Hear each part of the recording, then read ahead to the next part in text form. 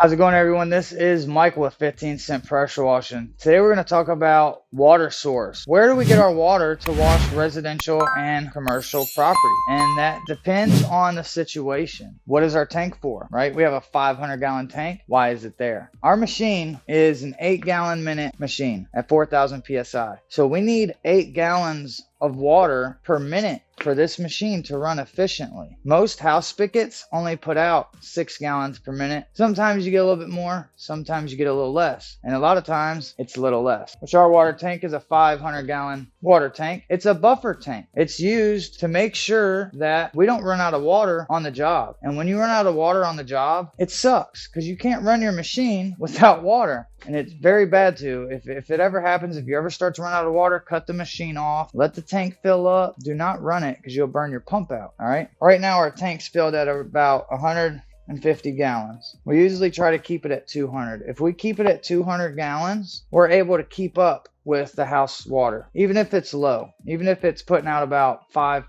gallons a minute. If we come in with 200 gallons, we'll be able to knock out a house, not a driveway. You know, driveways take quite a bit more water. We very rarely ever have to fill this tank all the way up. Now, there's days that we just want to get in and out on jobs. We'll fill it up and we'll just, the first house, we won't even hook up the water. Second house or second job, I should say, we don't hook up water sometimes. And then the third job, we'll hook up water. Sometimes we'll hook up water on the second job, not the first job. It just depends on what you got going for the day. So this tank is a buffer tank. Now, sometimes, let's say you run into well water. You don't want to run well water through your pressure washer, right? There's stuff that's in well water that's not healthy for your pumps and your machine. So you'd want to bring your own water. Let's say a couple weeks ago we did an apartment complex and they wanted us to bring our own water. They felt that it would have been a lot cheaper for us to bring our water versus using theirs. And they paid for us to bring our water, which in all reality, it would have been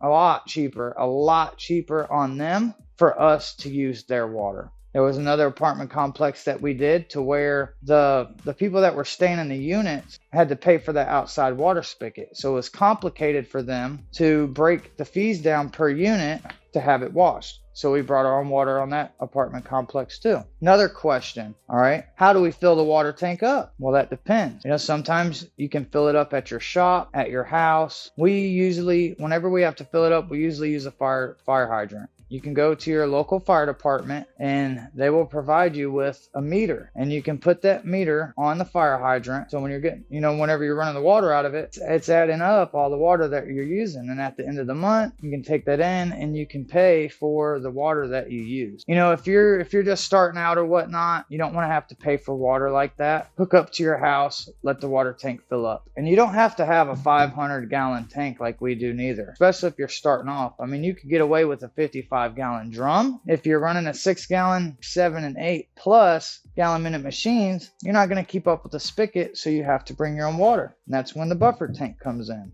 And like I mentioned earlier, we usually run it 150 to 200 for our buffer tank, and that usually holds us good for the day. As long as we can keep it at 200, we're able to do everything that we need to do within the day. All right, and another thing is, when you don't get enough water off the job you're on, say that you have a 250-gallon tank.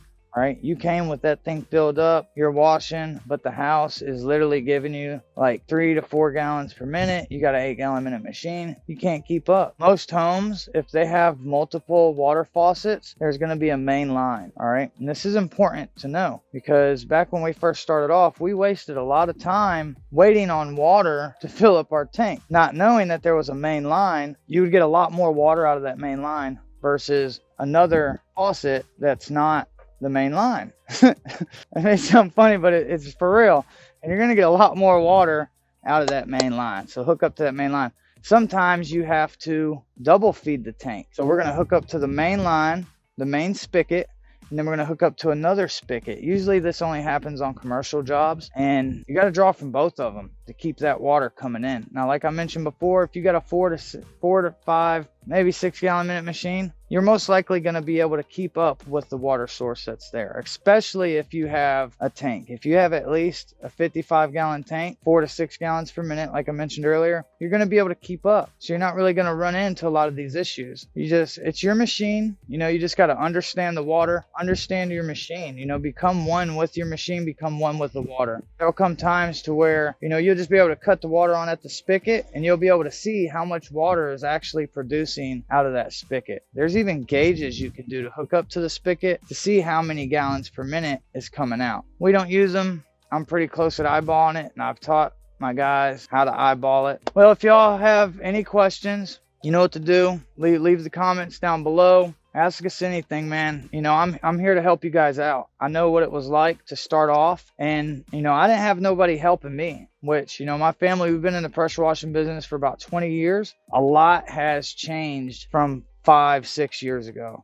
A lot has, and I personally haven't been in the industry for about 5 to 6 years, because like I told you guys, I was working at Sonic Drive-In. So this is our 3rd year running. We're doing awesome, man, and I really hope that these videos help you guys understand more about the industry, make stuff easier for you, and help you grow. You know, I know a lot of tricks with marketing. Those bandit signs, man, you guys get them bandit signs out, you're gonna get work. Remember to take pictures of your jobs. Referrals, get those referrals. I mean, even if you have to give out a $10, $25 Visa gift card, man. That referral program, it's going to do so much for you and your business. It can change your life. Like I said, if y'all have any comments or questions, leave them down below. Please like our channel, subscribe to our channel, and like this video if it helps you guys out. I want to thank you guys for watching. Y'all wash on, man. Wash on. Get that bread. Get that bread.